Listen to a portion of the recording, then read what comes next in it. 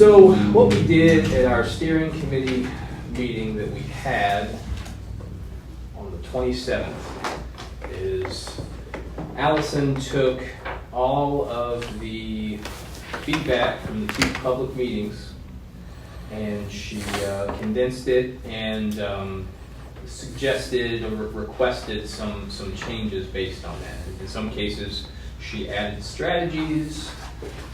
In other cases, she requested edits, and she requested that it, whether or not the subcommittee heads needed to actually meet with their subcommittees. Excuse me. She requested that be done, and the changes be changes or whatever the subcommittees propose be submitted by Monday the 9th, which is this coming Monday. Not every theme had requested changes. In some cases, like I said, it was just clarifications, changes in language, suggested strategies based on input. Y'all had a chance to take a look at that newish draft. Any questions about it? Nope. I guess we really can't call the meeting to order and take a roll call. You call it to order, take a roll call, and find out you don't have quorum in the turn. Yeah, I think that we can open the meeting and call roll, but we can't take any official action without a quorum. All right, let's just go ahead and open the meeting and call the roll and act like I told you that stuff afterwards. Mason County Planning Commission now sits. Roll call. John Hutchings, John Bess, Here. Leslie Myers, David Reed, Here. Kirby Rosser, Yes, sir. Lindsay Phillips, Rick Lawrence, Here. Gerald Woods. I'm here. Michael Clark. Here.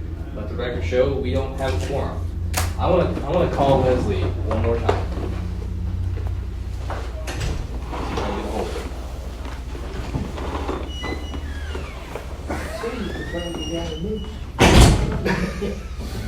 Nope. Long move meeting. Anything out there, Chrissy?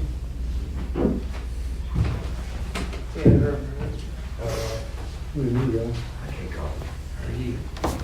Just for the eyes. I do appreciate that. Is it possible? Every week, 6 years. All right. Good. Anything else that we could do on the schedule? I mean, we could talk about the stuff, we just can't take any action. We can't pass a motion to have a public hearing, so.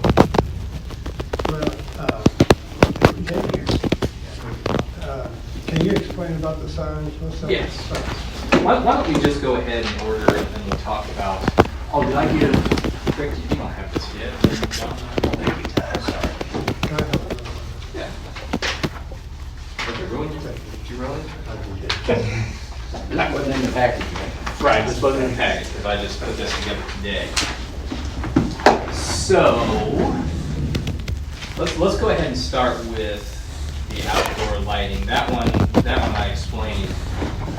We have an outdoor lighting section in the zoning ordinance, and it's chiefly concerned with lighting parking lots. That's really most of what it does. Recently, starting downtown, and then I've seen it again on the top of the hill, it's become a thing to where commercial entities will put string lighting around their windows and have a blink. And we don't let companies, as a matter of fact, I'm about to drop the hammer on a bunch of commercial entities that do this. We don't let electronic signs do that. I don't think we should let commercial entities or anybody else do it with lighting. You could make the argument that it's a public safety hazard because it's usually near a road, trying to attract people to businesses and other entities. Somebody might say, well, you're not driving fast downtown. Well, you could be distracted and just roll right across a pedestrian, especially at night when those lights are going to be on. So I made changes in 3 different areas. The original, the first paragraph that starts the outdoor lighting chapter, then the meat of it's on the last page, section L for variable illumination. Borrow some language from the electronic signs section of the sign ordinance. Basically saying no outdoor lighting shall engage in flashing, scintillating, or the varying of light intensity or color. All outdoor lighting should consist of constant intensity illumination of non-varying color. Do you have any questions about that?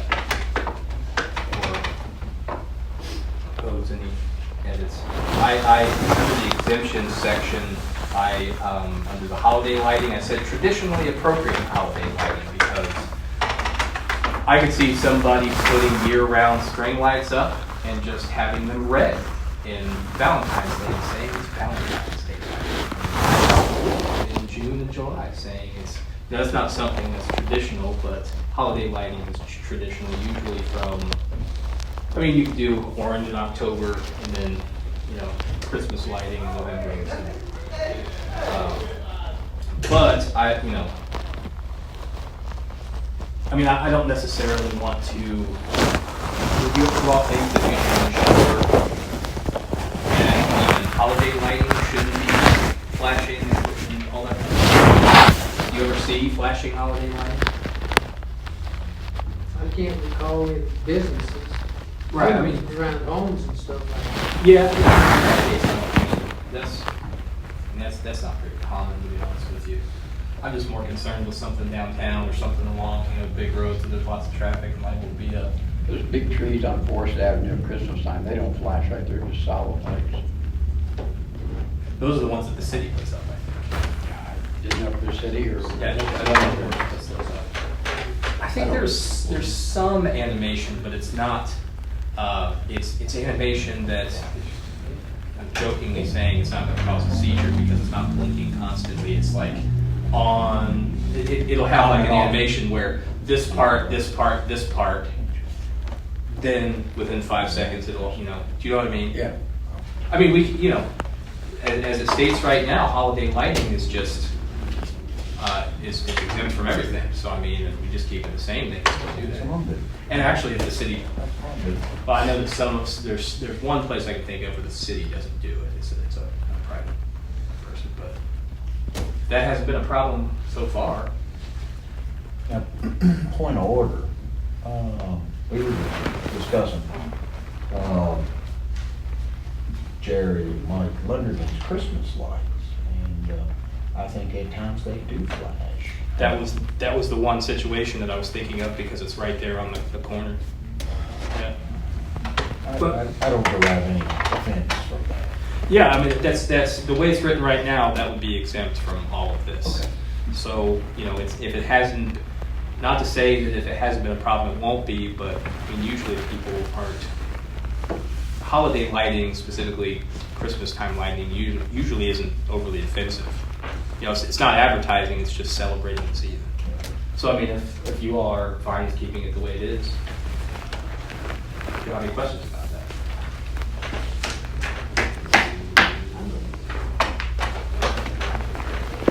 Okay, so we can talk about the signage stuff. Really, it's a small amount of changes to the chart that we have, proposed changes to the chart that we have. It talks about in what districts you can have what size signs and what types of signs. And a recent situation has demonstrated somewhat of a hole in our sign ordinance. It's something that I was aware that was there, but it didn't seem to be an issue. It concerns post or pole signs in the downtown area. Now, most properties aren't going to have the room for them because their buildings take up pretty much the entire property. But on the outskirts of downtown and some inside downtown, there are chances for pole signs. For example, French Quarter Inn. They've got plenty of land there, and their lot coverage is fairly low. I don't think they have a pole sign, but they could put one there. The bank on 3rd Street, what is that? what bank is that? Remember, it's got like a drive-through. Bank. Bank of Maysville. Bank of Maysville. They could potentially put one in. That one would be subject to the Board of Architecture review approving it. French Quarter Inn, that one wouldn't because it's outside. It's Zone B1, but it's not part of the historic district. It stops right there at McDonald Parkway in that particular section. Normally, if you look at what I've gotten rid of here, you can't have post signs in D1 downtown, but you can up in Old Washington, and you can't have them in the Renaissance District, which is what the Main Street District used to be called before it was rebuilt. Here's Leslie Myers. Hey Leslie, how you doing? Okay.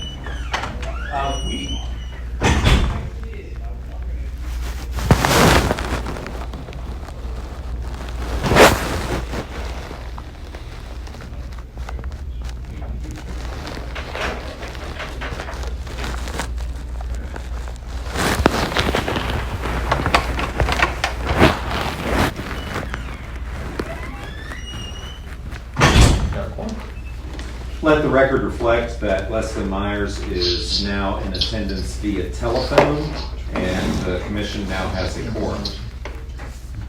All right, should be good. Okay, so why don't we just run through the agenda. Okay, I saw the agenda, I read it. It is 10 until 6.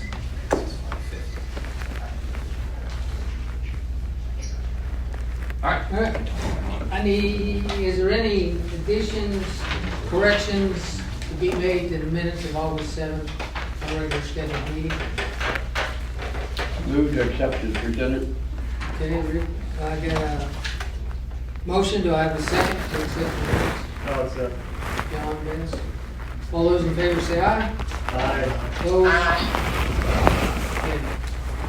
Old business, matter of record, zoning map amendment, public hearing, Tim Clark, 1 acre area, south side of South Slack Pike, 5/10 of a mile southeast of Double-A Highway and Slack Pike intersection. Any additions or corrections? Any additions or corrections to that? Hearing none, do I have a motion on the matter of record? So moved. Rick, I'll second. John, all those in favor say aye. Aye. Aye. Opposed? Okay, new business. All right.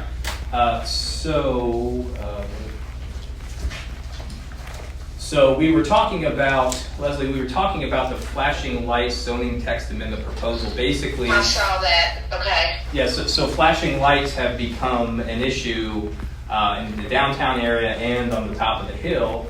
And Yes. I proposed some changes in the outdoor lighting chapter to deal with that. Now that chapter is mostly used for lighting parking lots, but you know, outdoor lighting is outdoor lighting. So I think we could use it to our benefit to make some changes and deal with the I think, yes, I think that makes sense.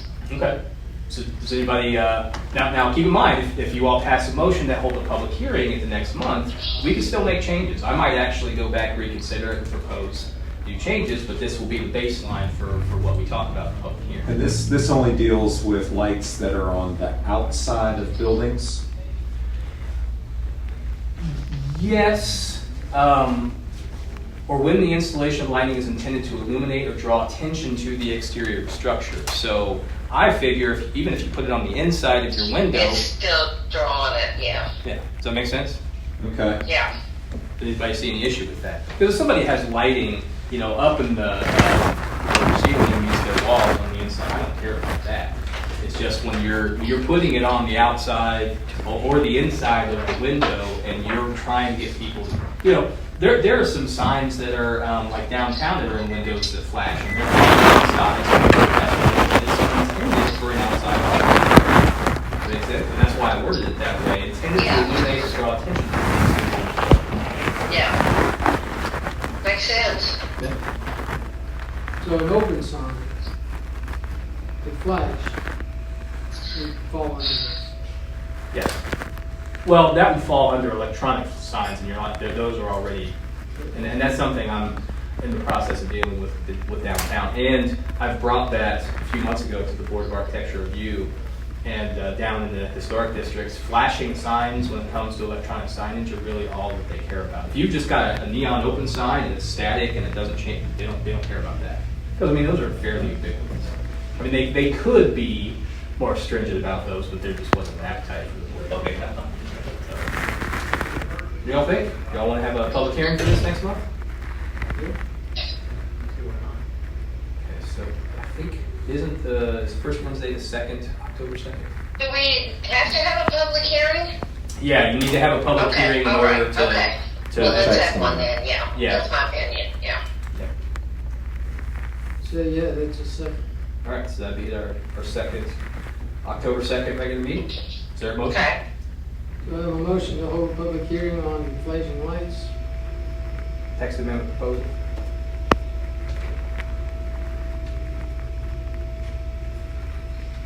Guess not. Guess not. You guys could always hold a public hearing and then just vote it down and say, It'd be nice to see what the public say here. I mean, we could always, I mean, we think it's just a waste of our time and just say, we're not gonna bother. And I see you thinking. Yeah, I know. Talk with the board, whatever you want. Really, I'm neutral. well, I'll tell you, I had a conversation with Matt about this, and he was playing devil's advocate for, this is mostly going to affect the city. He was playing devil's advocate. He said, explain to me, why they won't consider that overregulation or why we should do it. And, I brought up the public safety thing, and I also said, well, we don't allow it. There's some enforcement I need to do, but we don't technically allow it for signs. So why would we, allow it to happen for lights?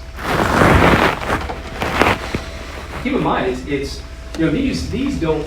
I was doing some research on this while I was putting this together. It's a big no-no, especially in Kentucky, to have any lighting that looks like emergency lighting. And when you're starting to have flashing Oh, that lights, makes sense. yeah, when you start to have flashing lights that looks like it might be, most of these are static. I think that's mostly for cars, but I mean, to me, it's a safety issue, and it's also an issue of it's really inconsistent with the entire brand of the city. Our new brand that we adopted 4 years ago was harkening back to the Simon Kenton days and such. Do we really want it to look like it's the Las Vegas Strip downtown on the top of the hill? Yeah, And if we let one do it, we gotta let everybody do it, and eventually everybody does. exactly, yes. I mean, again, we hold a public hearing, hear what the public has to say. If you guys aren't feeling it, you can always say, nah, I'll do this. And that's kind of, because I remember on the Board of Adjustment, we did 2 different signs. We did one at Coppin Hill, we did one at the Methodist Church up in Old Washington. And I know, the signage is definitely quite stringent and yeah. And that's what I'm of the opinion that we should let the public have a say and then make a decision after that. Is this overreach or is it really worth the juices worth the squeeze? Really, I didn't realize it was, I remember the issue was one right downtown, that a flashing light, and that's what they were grandfathered in it for a while, but other than that, I never thought it was an issue. I don't know. Well, I think it's we should get on the ground floor now, and it's like it was a few years before my time, but we didn't regulate junkyards and salvage yards, and it became a huge problem over a year or two. And Yeah. we were paying for that for years afterwards. I don't have a problem with lighting. I have a problem with, what I consider nuisances, a bunch of flashing lights. Those make you think they're emergencies, yeah. And they grab your attention, and They grab your attention, or you turn around if it's not an emergency. You turn around to see, oh, what's going on there? And then, they grab your attention, yeah. So, I invite you all, the sun is setting lower and lower, to go look, where Little Caesars is located now? Yeah. Go look at the business right next door to it at night. Okay. Oh, I've seen it. I know what you're talking about. Yep. Do we want that in every business's window? Because No. if we don't I don't. regulate it, that's what we're basically saying, and it's fine anywhere. Yeah. Yeah. Are you gonna call it when you come downtown? Go downtown or go, go up to the top of the hill, take a look. No such a top. Where Little Caesars is. There's a new business right next door to Little Caesars, and they're doing this. And it's something else. It's obnoxious. Yeah. Yeah, I've seen it. It is. Yeah. Okay, do we have a motion? So I'll make the motion. Okay, I got a motion to hold public hearing. Regular meeting, do I have a second? I'll second. John, all those in favor say aye. Opposed? Bye. Okay, Man, I feel like I'm pulling your, twisting your arm. Let me ask you an I'm awful in the car. car. You get some of the gas stations that have a cash and credit, and it flashes back and forth. Cash, credit, cash, credit. Does that fall into that? That, electronic signs would, because those are signs. They're not lighting, they're signs. This is strictly lighting.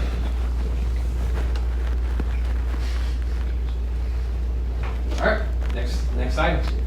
next item, sign ordinance revision. Okay. Text amendment proposal. So Leslie, you don't have a copy of this because I just brought my my brand new proposal, but I'll Well, I read what I had. So. okay. So we're going to go back through it because we were talking about it when you called back. So as it stands right now, there's kind of a hole in the sign ordinance when it comes to downtown. You know, most properties can't have a post sign because their buildings take up the entire property. But there are some properties in downtown and on the outskirts of downtown where the structure doesn't cover most of the lot, where there's land to be able to use a post sign. As it stands, you're not allowed to have post signs in the D1 downtown zone of downtown Maysville, and you're not allowed to have them in the Main Street district. Okay. So what I've proposed is removing the ban on the post signs in the Renaissance district and allowing post signs in the D1 downtown Maysville downtown business zone, letting them be up to 12 feet in height, but they're only permitted in the front yards of properties that have a structure with a front setback of at least 20 feet. Got it. I like that. I think that's a great idea. So unless you have a property with a structure that's at least 20 feet back from the front setback line, Got it. Yeah. you can have a post sign that's 12 square feet per face, up to 12 feet high, and it has to be 5 feet back from the front setback line, and it has to be in that front yard. Yep. I like it. I think it's okay. So what do y'all think? So you're talking about like Prince Porter Inn, you're talking about Bank of Maysville, you're talking about The new residency program downtown. the Primary Plus building. Yes. And Yeah. there are a few other ones that like the Limestone Apartments over there. Yeah.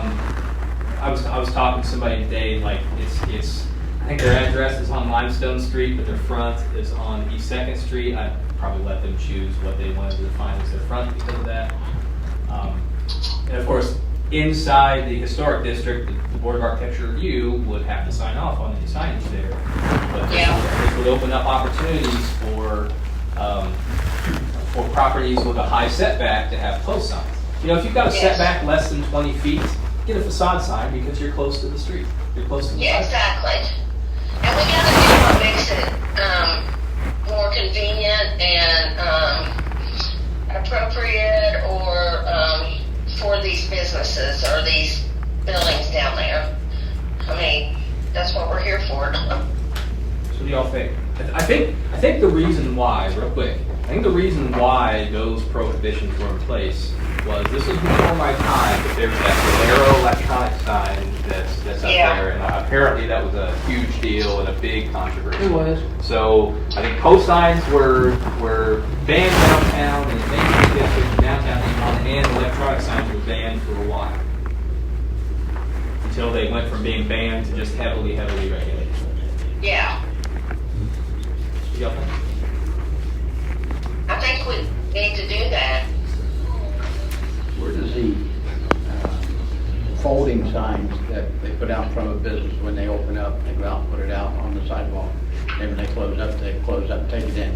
Where those are sandwich boards or A-frame size? Some, yeah. I think those are somewhat exempt. I think they're in the exempt section. Okay.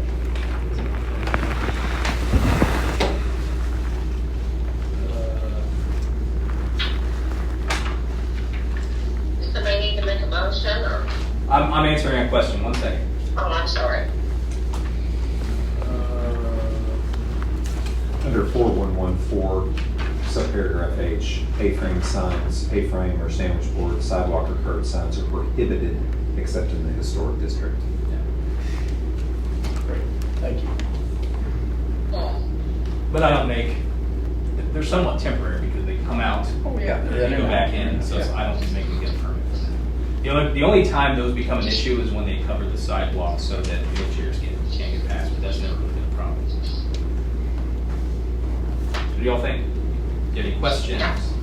No, I think we should do it. I think we should approve that. So, one quick question, George. So, this, if you had an entity such as Primary Plus Downtown, and the first floor was Primary Plus Operations, second floor was a private entity dentist, and, the third floor was a, so this would make it more of a directional sign type, right? Is he talking about Primary Plus? Yes. I'm sure they will do anything that the city wants them to do to look nice and be very aesthetically pleasing. We had to get rid of our provision for informational and directional signs because that was a Content-based regulation.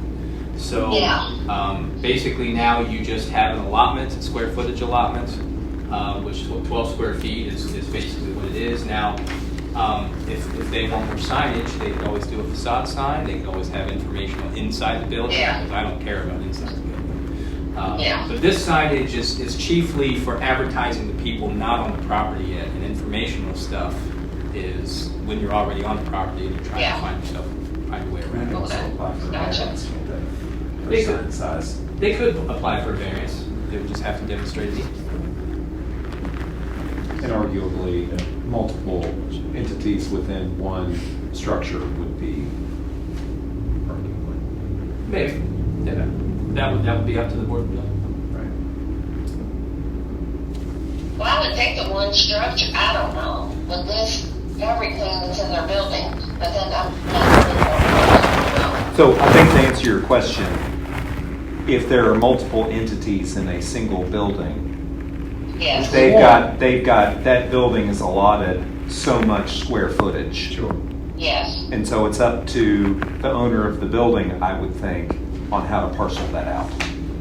Got it. Okay. And then Do you see any, does that sound about right to you? I think so. And Sounds good. Yeah, that sounds good. Yeah. the best place for Sounds information. right. Yeah. The best place for informational stuff would be on the inside, where there's, hey, first floor this, second floor this, third floor Yes, that. you're exactly right. Yeah, you're right. Yeah. Got it. All right, so So do we need a motion we do. to accept that, or? Yeah. No, to have a public hearing for a text amendment. All right, so do I have a motion? So So moved. Second. There we go. All right, all those in favor say aye. Aye. Opposed? Okay, Leslie breaking through that gridlock. yes, it's good. All right, we talked about the comprehensive plan, anything else? All right, actually, so Leslie, do you want me to talk about the comprehensive plan a little bit?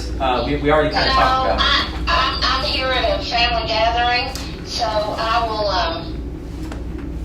I'll just read your minutes and your, everything that you mail me. Okay, sounds good. All right. Thank you all. Sorry. Don't leave yet. Let's adjourn first. Oh, shut up. Do I have a motion to Motion adjourn? adjourned. Do I have a second? All right. I'm sorry.